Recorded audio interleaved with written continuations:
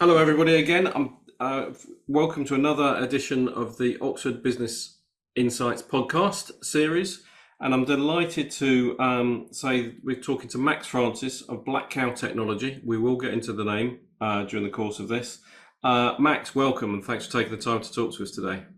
Thank you for having me here. It's great to be here. Thanks, Nick. Okay, well, look, before we get stuck into the detail, I'll just set the scene. You're founder of Black Cow Technology, and from powering sort of back-end gaming platforms, you're now sort of launching your own multiplayer content and operation. So it's about innovation, it's about resilience, and it's also talking about the future of online gaming. So I'm sure it's going to be a fascinating few minutes we're going to spend talking to you. But take me back to the beginning of your time in the gambling technology space. Where did that begin? What's your background? How did you get into it? And then tell us a little bit about how you got into setting up Black Cow. So I'm a software developer by trade, and I had a job. I worked at Reuters for 2 years developing software for financial data feeds, and I wanted to get more into web development, which was sort of becoming a thing then in 1998, 1999. Yeah. And I found a company called Orbis Technology that were looking for developers, and they happened to be in online sports betting. So they were building the first online sports betting websites. They turned into a company called OpenBet. Eventually, they changed their name as they grew. They grew from 20 people when I joined them right up to several hundred when I actually left.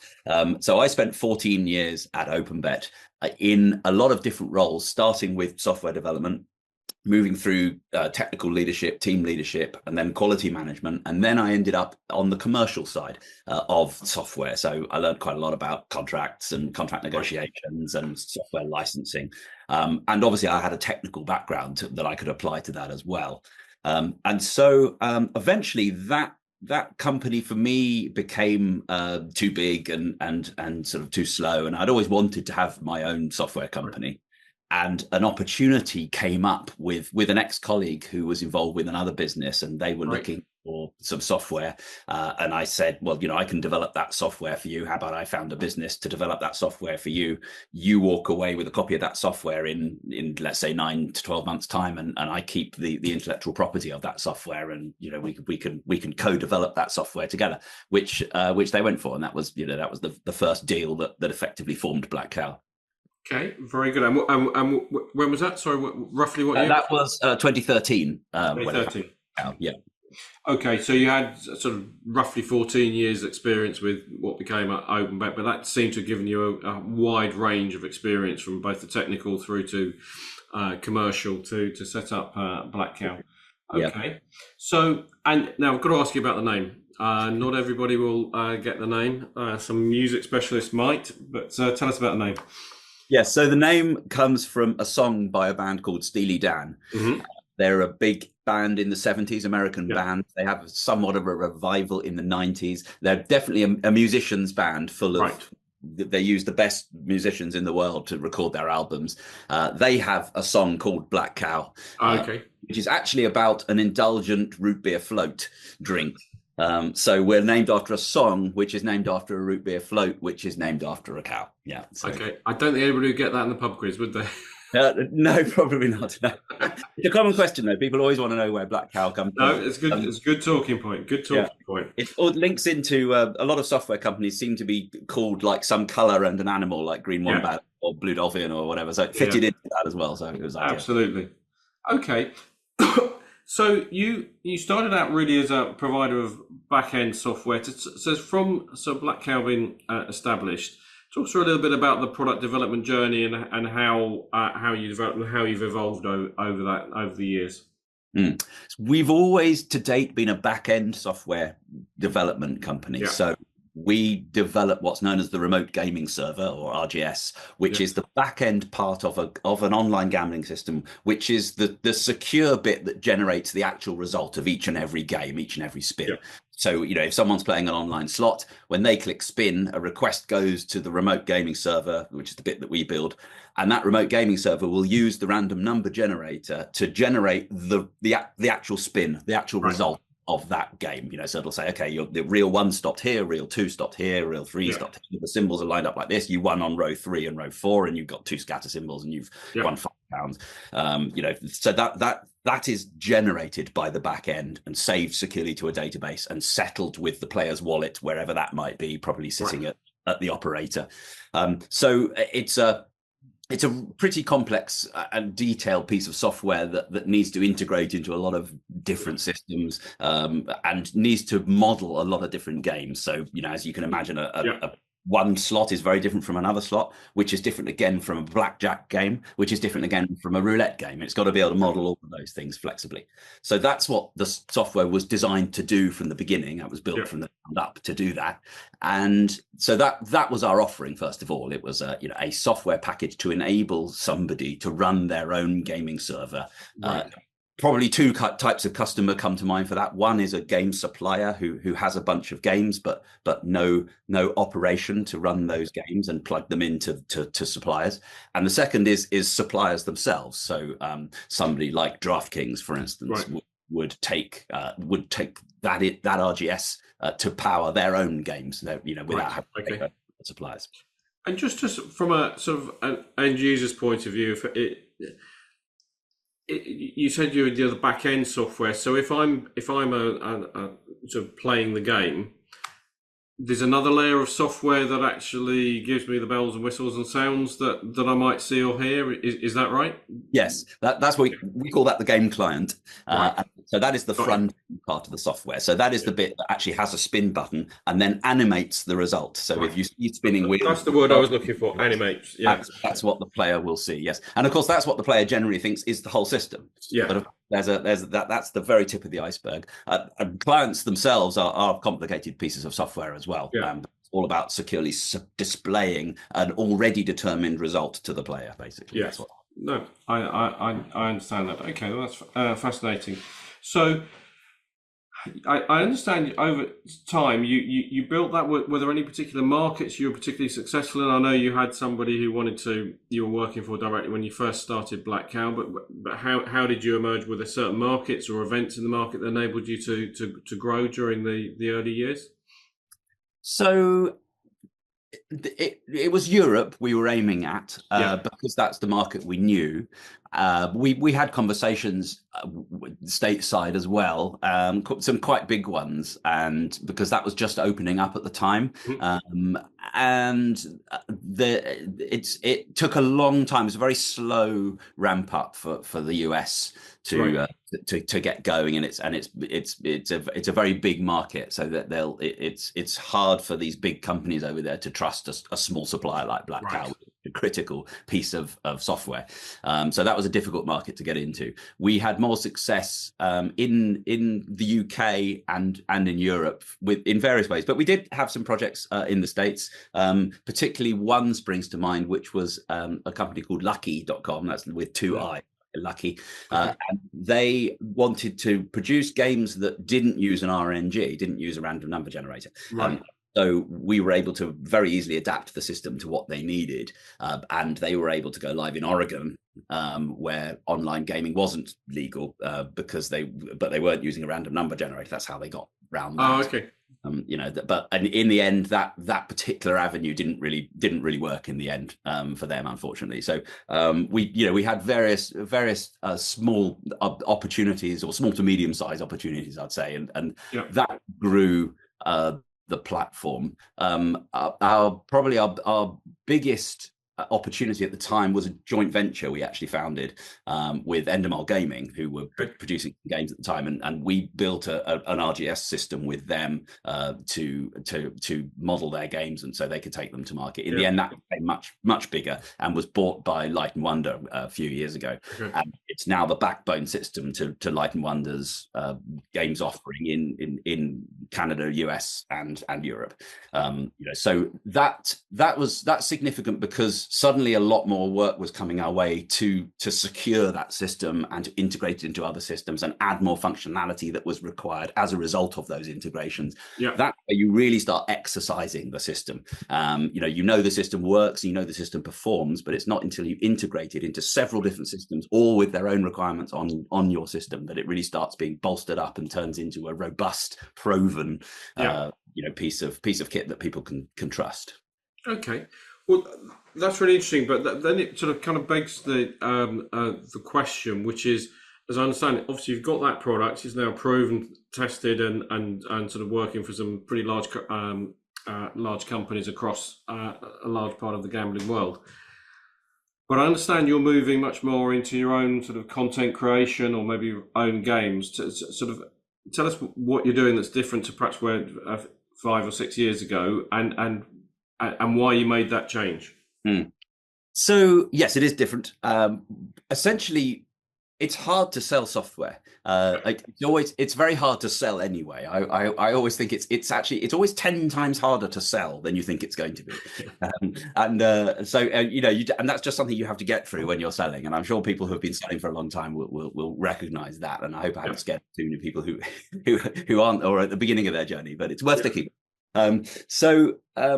It's hard to sell software solutions because whoever you're selling it to needs other software solutions around that software. It needs to integrate into a lot of other components, which they have to source and manage, and they have to be a pretty able organization to host and manage this thing.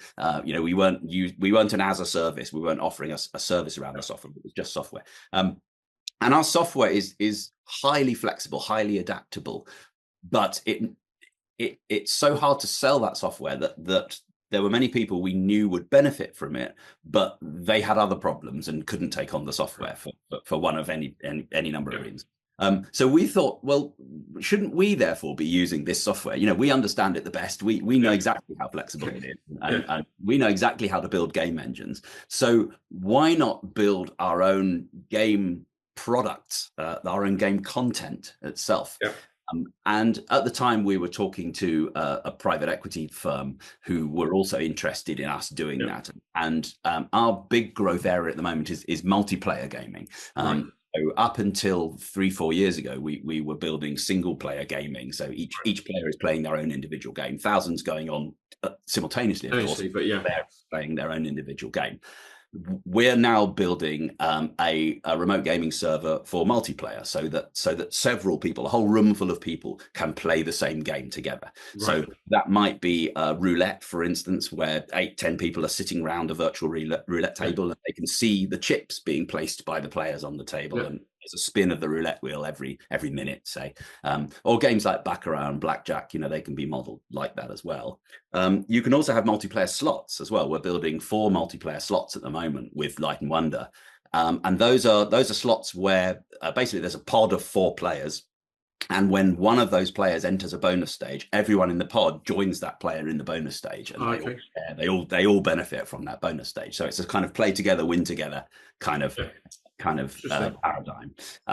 And the private equity firm we were talking with loved the idea of multiplayer gaming, and we can see that there's some real potential there, because it's a different kind of product altogether, and the world seems to be heading that way, much more into players interacting and players either competing with each other or soft competing with each other for a prize, or collaborating with each other for a prize. And we thought, what a great way to model a game where it's much more like being in a casino, where you're seeing other players around you win, giving you that proof of win potential, and you've got this idea of high-fiving the guy next to you because he's just won something, or maybe you collaborated, you had a syndicate on something and you won.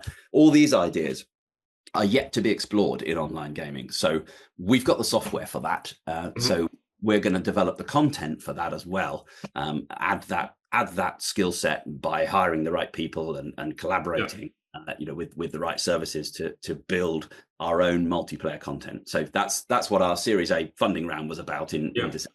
And that's our pivot now, is to add content onto the top of our software stack. Excellent. Got to ask you the slightly corporate question. What's it like working with some new investors? Are they positive? Are they passive? Are they going? It can be a mixed experience, and I'm not trying to say anything against your investors, but I think you know what I mean. Well, of course, they're investors, right? So, they're very positive about what we're doing and where we're trying to get to. And there are certain things they want to know about, which are all useful questions to have to answer when someone asks you questions like that and points at something in your work and says, well, what's going on there? Let's look at that a bit closely, shall we? That's always useful, I think.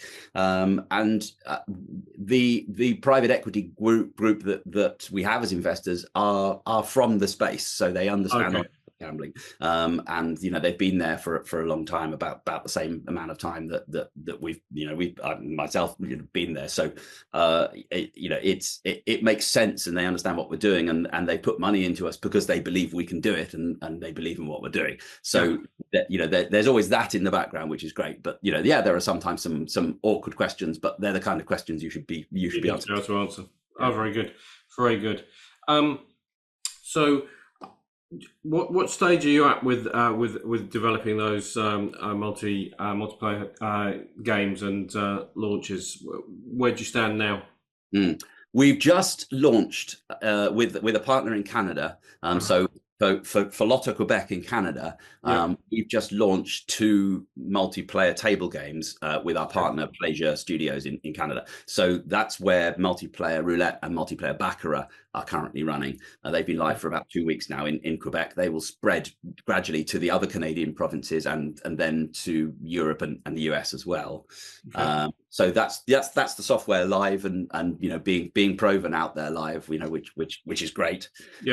And that's when your software really starts improving at that point, when players are actually playing it and putting it under load, and it's actually being used day in, day out. That's when you really start hardening that software. So the software's out now, and and seems to be doing. I understand that as that gets used, you'll no doubt refine and improve it.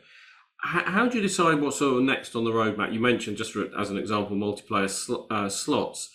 How do you decide whether to do that as the next one or defer it for 6 months or a year and do something else? I mean, how do you develop your product roadmap? Is that just by what the market's demanding, or do you have a clear idea what you think the market should need? Yes, probably both of those things. It takes a long time to get a game to market. It's a very, very long, slow process for many reasons. One is that the games themselves are complex, particularly multiplayer games. They are an order of magnitude more complicated than single player games. So there's that. Then each game, we only work in licensed jurisdictions, regulated jurisdictions, in the US and Canada and Europe. And in order to release a game in a regulated jurisdiction, that game has to be tested and approved by an approved testing house for that particular jurisdiction. And jurisdictions have their own slightly different rules about what games we can't do. So we're very happy to work in a regulated industry. I'm very glad it's regulated, and our policy is to cooperate fully with regulators and see them as a useful thing. Although sometimes they can be a bit clumsy with their regulation. If it's new regulation or a new jurisdiction, but generally what they're trying to do is a good thing, right? Basically keep crime out of gambling, protect vulnerable people, protect children, and protect the player. Make it more fair and open for the player. So one of the things that you have to have checked, for instance, in a new game is that game is representing the chance to the player correctly. So for instance, if there's a 1 in 100 chance of winning something, you can't show an animation of a dice spinning, for instance, because a dice is 1 in 6 chance, whereas that isn't what the player's being offered. So you can't do that. And you can't deliberately generate near misses to make the player think they nearly won deliberately. In most jurisdictions. Then there's a lot of very varying rules across jurisdictions about whether players can have an autoplay facility. You can just say play 100 games automatically. Some jurisdictions don't allow that for obvious reasons. There's a lot of complexity in player protection and the way games are represented. So there's that testing to go through, and that can take several months.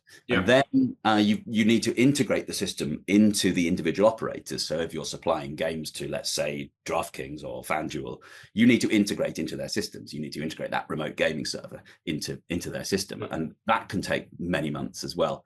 And to obtain a license in some of these jurisdictions can take a long time. So Pennsylvania, it takes 18 months to get a license as a supplier in Pennsylvania. So all of these things lead to big lead times, and it can take from conception, from I've got an idea for a game to being released can be 18 months, 2 years, easily.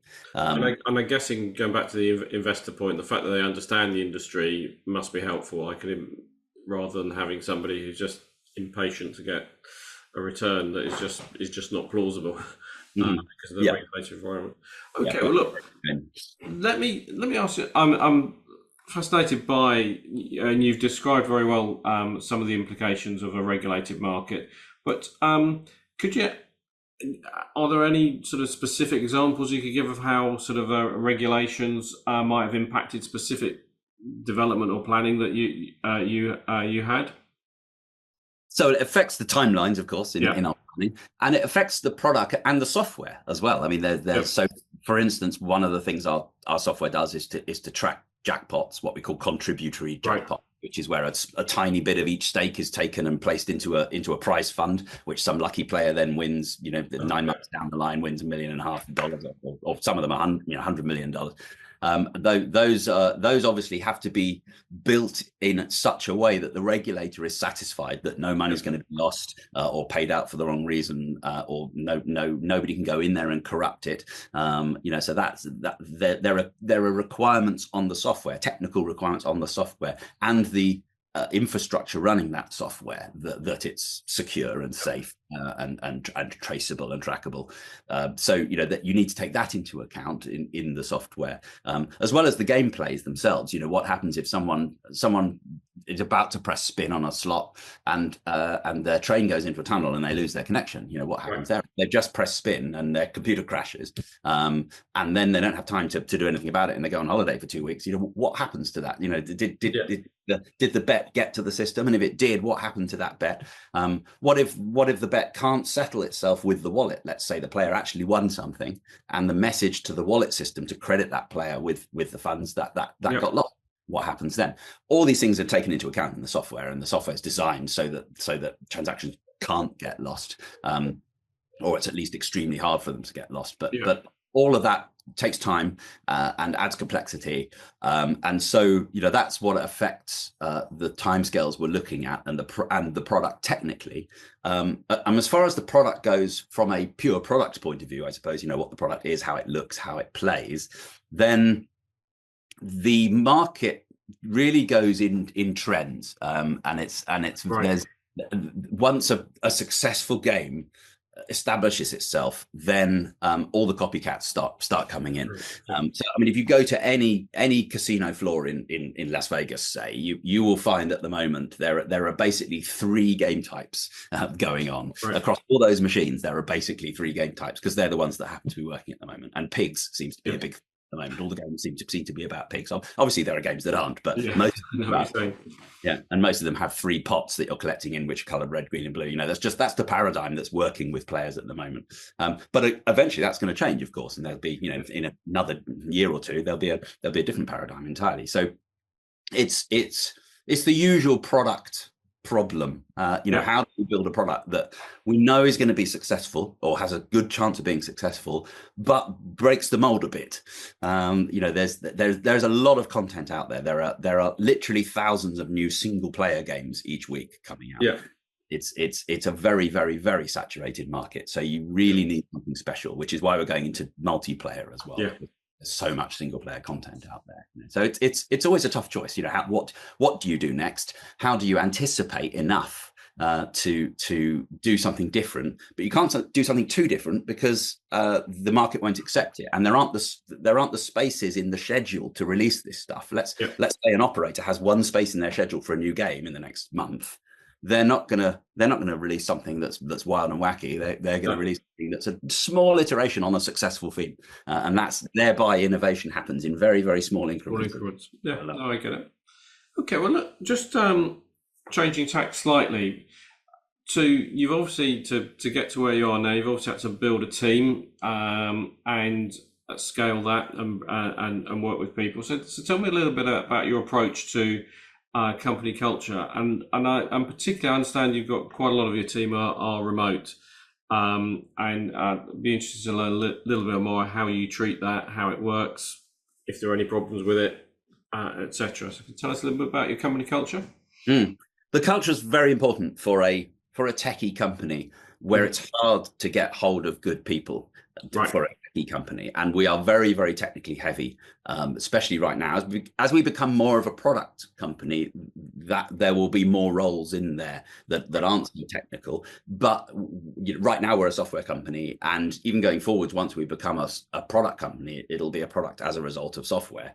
So we'll always be technical. I always say to interview candidates, we're technical from the top. I don't do coding anymore, but it was only recently that I stopped doing coding for the company, and I'm still technically involved in a fair amount of what we do, less and less going forward. But it's important for recruitment, for a developer to understand that we're technical from the top, and that's what we're driven by. The tech is interesting. We're technically focused, and it's very important that people are a cultural fit with us, have the right attitude towards their work, towards technology, and also have the right level of knowledge. It's very hard to recruit people with enough knowledge.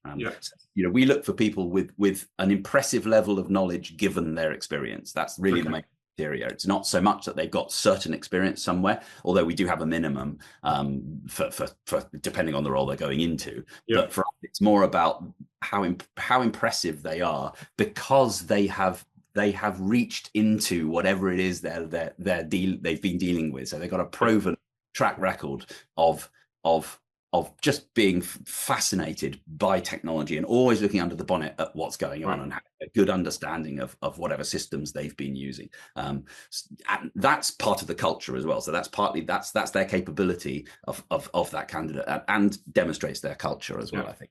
So the way we recruit is very important to us, and it's a process we've tweaked over many years. And in fact, it dates some of the tests we use, some of the questions we ask in interview date from the interview I had for OpenBet way back in 1999. So some of these techniques are 25 years old, 26 years old. And we're still using them. So that's very important for expanding the company. And with software developers, it's very important to keep them motivated and keep them so that they understand what it is they're part of, what we're trying to do. And they have that fascination and curiosity always about everything we're doing, and come in on a Monday morning saying, I was thinking about this over the weekend, and I looked at this library and I downloaded it and I did a little experiment and I worked out that this we should use this library instead of that library. That's a thoroughly engaged engineer who's just loving what they're doing. So that actually translates well to remote working as well.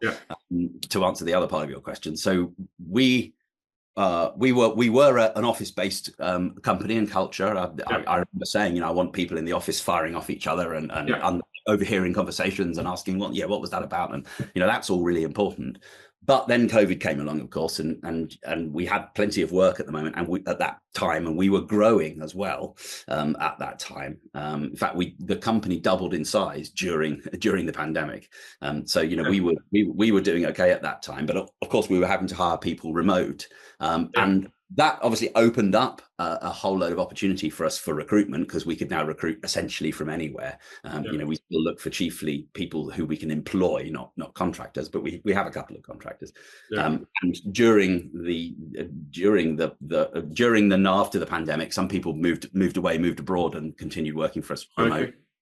So being technical, that lends itself a lot better, I think, to remote working and using tools like Slack and Google Documents and GitLab, and it's all, we were equipped for that anyway.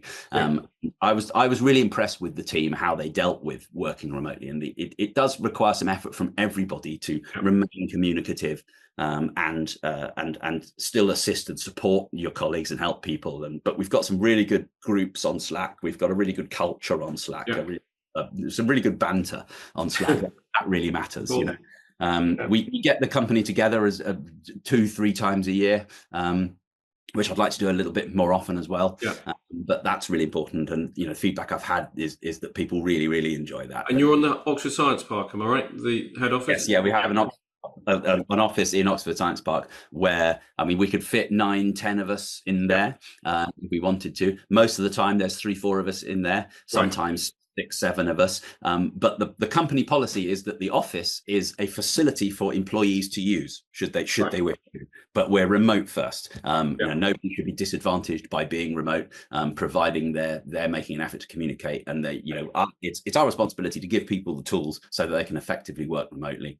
I try and remind people about sort of mental health now and again, and making sure people take proper holidays, and we have a generous leave allowance, and because it's important that people do take their holiday, and encourage people to take that holiday. And similarly with sickness as well. If anyone says to me, I'm feeling bad today, I'm not well, I'm going to try and get XYZ done while and I say, no, don't try, be ill. Don't try and be ill and work, because you'll achieve neither, right? Be ill and recover and then get back to work. There's no point in trying to do both. So I think it's important to have that kind of supportive culture, and it helps the remote working sense as well, because people feel part of a community. They just happen to be remote. That's all. Okay. Well, that's really interesting. It says that Backend must be a great place to work remotely, and as you say, if people need to come into the head office. So talk to me about your own role. I can imagine, not least with investors coming in, but as you're changing the nature of the business to doing multiplayer games, which must have to require some selling, as we said a little while ago, and liaison with the customer base or prospect base. How do you keep the thing running as a CEO, as well as being out there face to face with customers, selling stuff? And do you plan to build the team? Yeah, so absolutely, we're building the team right now. I'm putting together a really good key senior team, out of great experienced people who can really take on a lot of what we're trying to do. So we've got a chief product officer who we've just hired in the States. Actually, we've started. We opened a subsidiary in Nevada to hire our chief product officer, who's a well-known figure from the industry. So he's a very experienced game designer. Worked with big companies. We have essentially my operational right-hand man within the company. He's now chief technology officer. We've got someone joining the business in September as a chief operating officer, and he's been involved in the industry for about as long as I have, and has helped build a company from a few people up to a couple of hundred. So she's going to be a chief operations officer and helping turn us from a software company into an operated product company. So it's absolutely key to have the key people working on those problems, and just coming to me for arbitration or guidance on this is where we should be going, or even advising me on that. We're looking for a chief commercial officer as well currently. That will add to that team as well. He's someone experienced from gaming, in the industry, who's able to guide me. I could do with an MBA to guide me as to helping me make my decisions, etc. So, if you get that right as an executive, what you should be doing is causing the execution to happen by working with your team, all holding each other to account in getting done what we need to get done under direction from me. And that's does seem to be coming together at the moment. Before that team joined, I just had an enormous mountain in front of me that I didn't know how to get past. Whereas now I've got to chip away at it by having some key people. So I think that's the most important thing for sure. Very good. Well, look, and just talk about what does success look like for you over the next 1 to 3 years? I know it takes quite a time, 18 months or longer to get a new product into market. But if we're having this conversation in 2 or 3 years' time, what would you like to have achieved, or see the company have achieved in that sort of time? Yes, so there are some business strands at the moment that we're working on that will have grown by then, we expect. So that's multiplayer. The multiplayer slots we're working with Light and Wonder. Those will be going live, over the next 4 quarters and beyond. So that's like a collaborative project. Aside from that is our main new project of building our own content. It's going to take 18 months to build our own content and perfect it and start getting it out there, start rolling it out. So if we had this conversation, I would say in 2 years' time, hopefully we'd be saying, look, there's a whole load of multiplayer content out there. We're known as the best, and we're driving a new kind of gaming. Multiplayer gaming is a new kind of gaming altogether, which has made people think of things they hadn't previously thought of for games and opportunities. I think that's what multiplayer gaming is going to do. There's going to be products out there that we simply aren't thinking about today, because you need to get there increment by increment, don't you? Very good. Okay, well, look, thank you very much for taking us through that journey. It is fascinating from your own background, sort of going from sort of back-end powerhouse, but then moving into becoming a content creator and innovator at the front end. So I can see how you're putting Black Cow on the online gambling world's map, and wish you every success in achieving that. In case there's somebody listens this or sees it, wants to get in contact with you, I know you've got a website, which is, could you just remind me of the website? So, it's blackcowtech.uk. So all blackcowtech.uk. We'll have a new website coming along in a matter of weeks. Actually, it's the current website is focused all towards software supply, and it's very industry focused as well. So it talks about remote gaming servers, and assuming people know what that is. Because we're not going to sell a remote gaming server to somebody in a pub who's like, for those. So it's pretty industry specific. Okay, that's great. Well, look, once again, and I'd obviously invite people listening and watching this to circulate it within their own networks, and because we're trying to promote Oxford-based businesses for future success. And also subscribe to the Oxford Business Insights podcast. But I'd really just like to thank you very much for your time, Max. That was a fascinating story, and hopefully there'll be some leads and information and awareness off the back of this podcast and video. So thank you very much.